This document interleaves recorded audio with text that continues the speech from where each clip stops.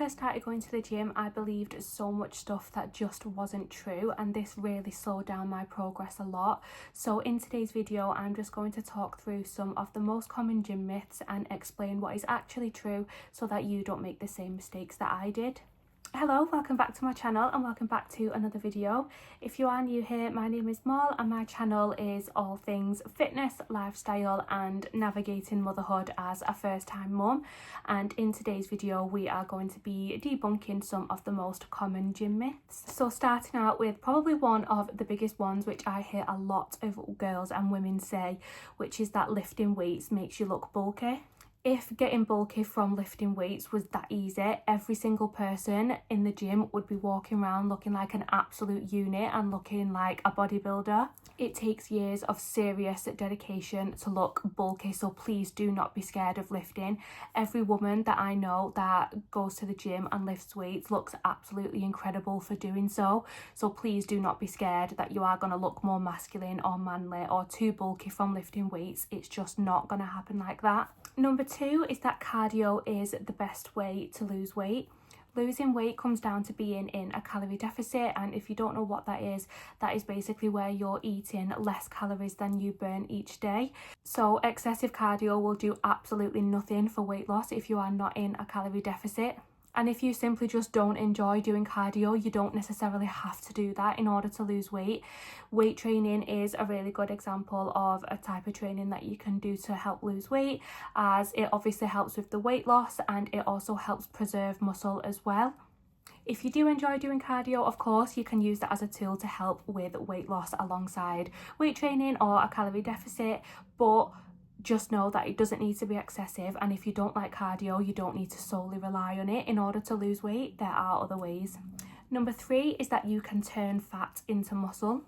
Fat and muscle are completely separate tissues. You lose fat and you gain muscle completely separately. They do not convert into each other. Number 4 is that you can spot reduce fat. It's really important to know that you cannot spot reduce fat, and what we mean by spot reduce fat is losing weight from a specific area on your body. You'll hear people say things like, I really want to lose weight on just my belly or just my arms, but the truth is doing continuous ab exercises is not going to lose weight from your belly. Fat loss happens across your whole body when in a calorie deficit, not from targeted exercises. Number 5 is that carbs are bad for you or carbs make you fat. I hear so many people say, I'm on a diet, I'm not eating carbs, I'm cutting out carbs, I'm not eating rice, I'm not eating pasta or whatever it may be.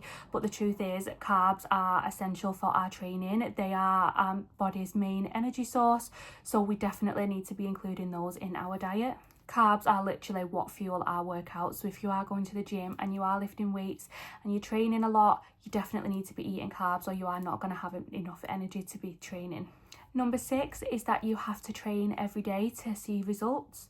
Rest days are just as important as your training days. It's really important to know that muscle growth and muscle repair happens in the recovery period, not the actual workout itself. Overtraining and not getting enough rest can actually slow your progress down and also increase injury risk. I do have a short video on my channel where I explain a few of the benefits of rest days and why you should not skip them. So if you do struggle with this and you do struggle with guilt when skipping the gym or resting or whatever it may be, please go and give that a watch, as you should not feel guilty for taking rest days. They are so important and they should definitely be part of your training plan. Number 7 is that your workouts need to be long in order to be a good workout.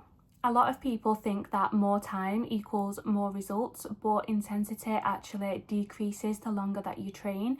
So a 45 to 60 minute workout where you're pushing close to failure and you're maintaining good form is much better than a 2-hour long workout. By the second hour of your session, your body is going to be so fatigued, your form's going to be slipping a little bit because of how tired you are, and your overall performance will be decreasing. So there is simply just no point in training for that long.